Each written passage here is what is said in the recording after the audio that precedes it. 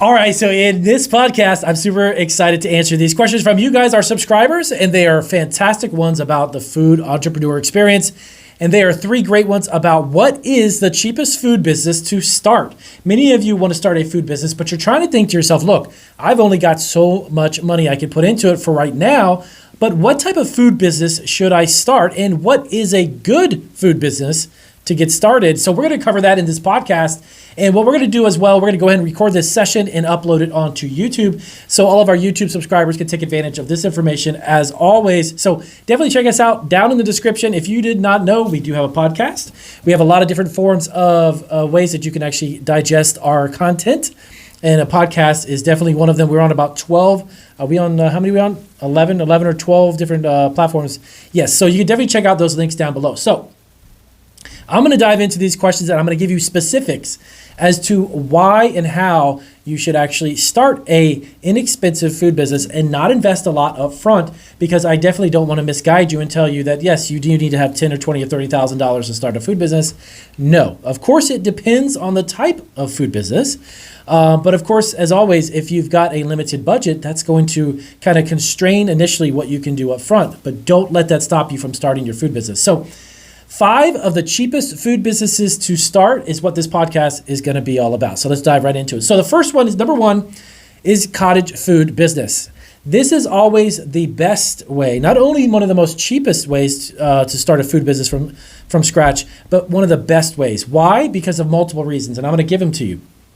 Number 1, your overhead is extremely low. Why? Because you don't have to rent a commercial facility, go through the licensing of a commercial facility, have it inspected. You also have commercial garbage pickup. You have commercial water. You're going to have a phone line. You're going to have insurance. There's a lot that goes involved with having it. Trust me, I know, because I own my own bakery. It is a huge endeavor, okay? So cottage food business starting from home is one of the cheapest food businesses you could start because of that own simple reason. You're not going to have a huge overhead. Plus, there's tax benefits if you actually run a food business from home. If you're renting, you have mortgage, you have electric, all of the expenses that go into running the business partially from the home has tax benefits. Now, of course, I'm not an accountant. I'm not going to give you tax advice, but let your accountant know and let them know, hey, this year I actually went ahead and started a food business from home. So these are some of the tax benefits I could take advantage of. So that's another big plus, and you're not having to put out or invest a lot of money. So our first cheapest type of food business to start is, number 1, a cottage food business. Now, these laws and regulations, of course, I'm not going to do a full video here about the cottage food law. I won't get too much into it. I'm just going to give you some basics on the financial end of it and how inexpensive it is to get it started. Check out some of our other videos. We actually have state-specific cottage food law videos in our library. You can check them out. So cottage food is number 1, as always. Great place to get started. Number 2, an e-commerce food business. Yes. E-commerce is another great way, an inexpensive way to create some type of food business. Now, if you do it the right way, here's how I'd recommend you do it if you're looking for a cheap and inexpensive way to get started and then scale it. You create a website or a store on eBay and Etsy.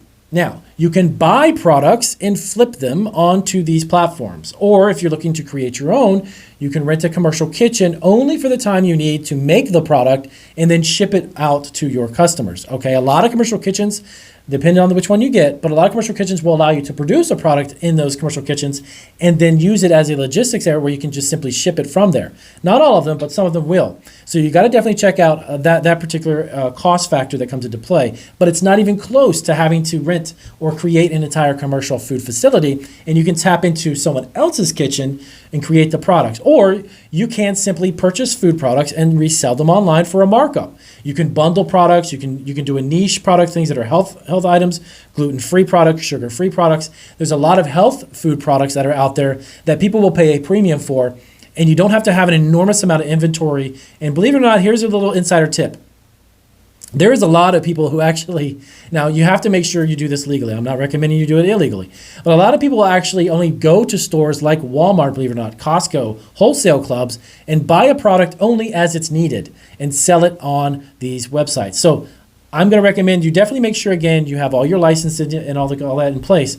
But these are definitely ways that you can do it without having so much inventory. Okay, so a food business online, an e-commerce website, building one out or selling through eBay or Etsy, you can sell products back through these websites online, and you don't have to have a lot of investment for it. Number 3, concession food business. Yes, everything from popcorn to nachos, hot dogs, and all of those fun things. Concession food businesses, you can literally start, and by the way, I have a couple of these videos in my library on my YouTube channel. Of course, you podcasters, you may not actually see that, but go over to my YouTube channel and check it out there.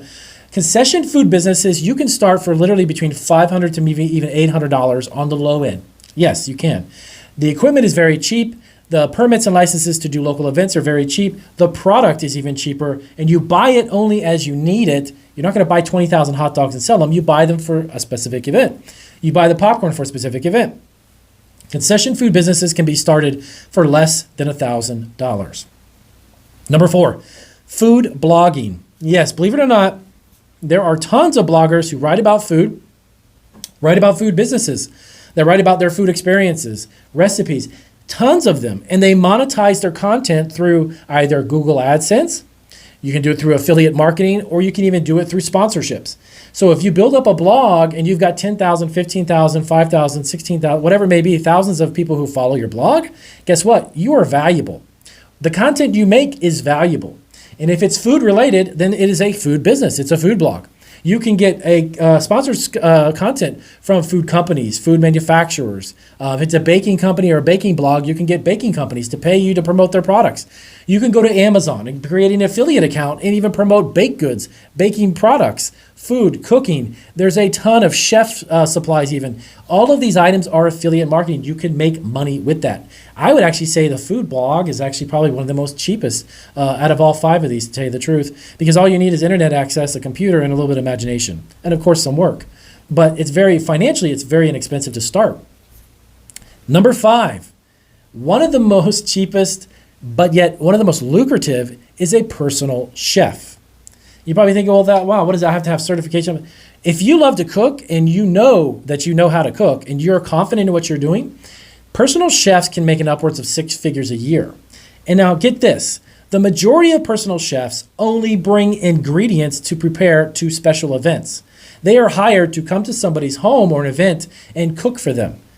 Lots of times, personal chefs do not lug around all of the equipment. They don't have pots and pans and all that. They create a menu, they get hired to cook it, and part of the enjoyment of having that personal chef is actually watching you cook the products or cooking the dinner or the lunch or whatever it may be, cooking the food. And the person hiring you will have you do it in their home. And people spend a lot of money on this if they're looking to do a party or an event. You don't have to be doing a lot of that. It's not a catering job. It's a personal chef. And I've read online, and I've actually met a couple of people who do this. One gentleman was making, I think, $97,000 or $96,000 a year as a personal chef. And he simply brought the ingredients to the event or whatever it may be. But personal chefs are one of the most inexpensive ways. Of course, you get your license, you get making sure you're insured and such. But overall, you have no inventory. You create a basic website, which doesn't cost much money to do that at all. And then start marketing yourself, letting people know locally in your community or the area that you're in that you're available. Okay. Now, the investment for this is very small because you're not having to buy a commercial kitchen, furnish it with equipment. You don't have to have much more than just what you need to cook with and the ingredients, okay? But Personal Chefs makes it in at number 5. And I wanted to do this as a really quick, super simple podcast. I wanted to bring these to your attention because these are, if you're asking the question, what is the cheapest food business, Damien, I can start? This has got to be 5 of the most simplest and most easiest ways that you get started.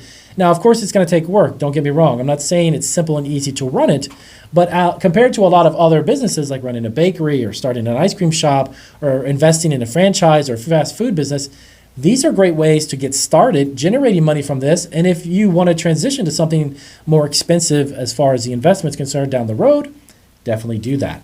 But these are 5 cheapest food businesses that you can get started. And some of these here, if not all of them, are less than $1,000 to get up and running. Okay?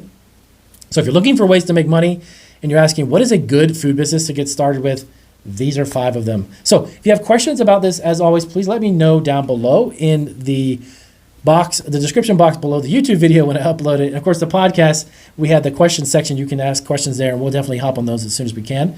And as always, if you're finding us or watching us on YouTube with this podcast, subscribe. And if you see us on our podcast, you can also follow us and listen to us on the go.